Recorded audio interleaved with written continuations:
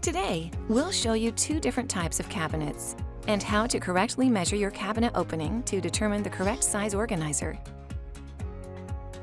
There are two main types of cabinets, face frame and frameless, but both of these cabinet types come in a variety of sizes that vary in width and depth. Understanding the type of cabinet you have will help you save time and frustration from purchasing the incorrect size product. Face frame cabinets have a noticeable frame around the front of the cabinet that in many cases resembles a picture frame. In frameless cabinets, there is no frame present and you can clearly see the sides of the cabinet.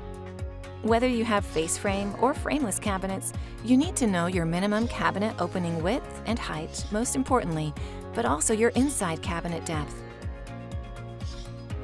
Begin by measuring the opening width of your cabinet and take into consideration your cabinet door hinges, as your product will need to slide in and out without interfering with these. If your product requires the cabinet door to be mounted to it, then you don't need to worry about that. Next, measure your cabinet opening height. Follow that by measuring the interior depth. The depth is measured from the outside front edge to the back wall of the cabinet. By understanding and correctly measuring your cabinet opening, you will then have enough information to correctly locate and purchase the correct size product.